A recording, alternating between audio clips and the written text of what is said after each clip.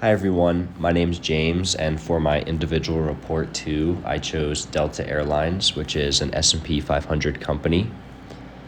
Delta is the second largest airline in the United States with $58.3 billion in revenue in 2025. They have 100,000 plus employees and 300 plus destinations worldwide. So I'm going to walk you through their strategy, their competitive landscape, and what I think they should do next as a company. All right, so a bit about Delta Airlines is they were founded in 1925, originally as Huff Dowland Dusters, and they were reborn as Delta in 1929.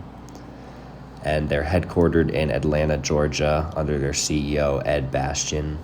And they have a fleet of over 900 aircrafts, consisting of a bunch of different Boeing planes. And yeah, they have 300 plus destinations in 50 plus countries because of their SkyTeam alliance. So basically, they partner with other airlines. And yeah, so why did I pick Delta? Basically, the airline industry is really interesting to me, especially as an accounting major. There's a lot of moving parts in accounting with airlines, and their FP&A team manages multi-billion-dollar capital allocation, fuel hedging, joint venture accounting, and it's directly related to what I'm studying here at DU, which is accounting and a minor in statistics and econ. And yeah, they operate across 175 different countries with code share JVs, Sky Miles monetization, loyalty partnership, and yeah, it's like the airline is uniquely complex due to their revenue recognition, ASC 606 accounting standards codification, and they just have a really good culture. They're ranked number one for being like the most reliable airline, and they have a people first philosophy, which I really like.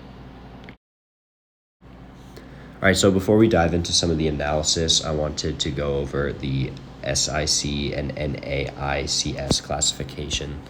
So under SIC, Delta falls under 4512, which is air transportation scheduled passenger. It basically captures the U.S. air carrier certifications and operating schedule, domestic and international passenger routes under the fixed timetables. But Delta Cargo falls under a different one, which is SIC 4513. And for NAICS, it falls under 481111. Which covers establishments primarily engaged in providing air transportation of passengers over routes on schedules using aircrafts. And again, the Delta Cargo falls under a different one, which is 481112, which is scheduled freight air transportation. All right, so moving into some of the PESTEL analysis, we'll start with the political. So they have to deal with the DOT and FAA regulations, air traffic control policy, and geopolitical tension, such as US and China, which affects routes in the Pacific, and international bilateral air agreements, which essentially is like open, it's like international waters in a sense. So moving on to social, the post-COVID revenge travel boom, their shift towards premium and experiential travel. There's more Gen Zers who are utilizing the Sky Miles membership. I know I'm utilizing the American Airlines miles to get those free flights. So, and then also remote work. It's actually reducing routine business travel. For environmental, they're working on sustainable fuel commitments, carbon offset programs, ESG investor pressure, and the next gen aircrafts, which will hopefully be 15 to 25% more fuel efficient. They're working on getting those. Economically, there's rising labor costs. Pilot contracts went up by 9%. And I know the fuel for aircrafts is extremely volatile, which makes it really difficult economically for airlines. Technological, there's been over $2.5 billion spent on tech for Delta. There's AI driven demand forecasting and free Wi-Fi rollout, which just got complete with the digital check-in. They also have to deal with cybersecurity threats. Legally, they have to deal with the Department of Justice antitrust scrutiny, union contracts, which like for pilots and other laborers for the airlines, and they have to deal with data privacy regulations as well. All right, so moving into Porter's five forces plus the sixth force. First off, threat of new entrants, I would say, is low to moderate because there's extremely high capital requirements to get into the airline industry. Just because you have to like buy all the planes and stuff. There's slot constraints at major hubs like big airports like New York. There's already brands like Delta who have really loyal customers, so it's hard to like get new customers. Supplier power, I would say, is very high. Companies like Boeing and Airbus, they have a duopoly, and there's limited aircraft sourcing. And yeah, there's a 9% increase in pilot contracts. Buyer power, I would say, is moderate to high, because price comparison aggregators like Google Flights and Expedia, they give leisure travelers like a huge leverage. They can kind of just pick the cheapest one. And threat of substitutes, I would say, is low because there's not really any substitutes to airlines except for like maybe trains if it's like a really short route. And competitive rivalry is very high. Delta, United, American, Southwest, they all control 74% of the domestic capacity, and there's really intense price competition. But Delta is able to differentiate with premium cabin and very high reliability, number one, and their SkyMiles program. And their complementers is American Express. They have a co-brand with American Express, which is how they make a ton of their revenue. So moving into their Rio framework, their SkyMiles loyalty program, valuable, rare, not easy to imitate, and organized, has a sustained competitive advantage. Same with their Atlanta hub dominance, sustained competitive advantage, because that's where they're headquartered. Their Delta Tech Ops MRO, sustained competitive advantage. They have a really strong Tech Ops MRO. Their SkyTeam Alliance, which is in 175 countries, biggest out of any airline, also a sustained competitive advantage. Their premium cabin experience, I would say, is a very temporary competitive advantage just because it's relatively easy to imitate, but everything else is good. And moving into their operational reliability, same. It could be possibly easily to imitate. And then their brand reputation, there are also other good airlines with brand reputation, so that's relatively hard to or easy to imitate. So their business level strategy is broad differentiation, and they can charge premiums because of this. Their premium cabin revenue, like their first class, is really good.